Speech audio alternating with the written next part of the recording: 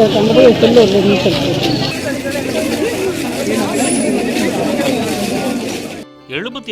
சுதந்திர தினத்தையொட்டி சுதந்திர நாட்டில் நள்ளிரவிலும் பெண்கள் சுதந்திரமாக நடமாட முடியும் என்பதை உணர்த்தும் வகையில் ஈரோட்டில் நடை மாரத்தான் நடைபெற்றது.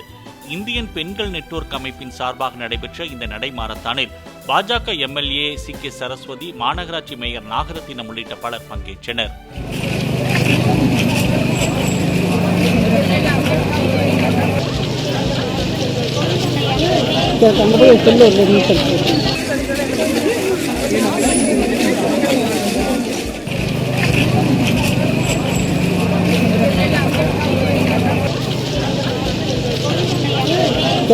கண்டிப்பாக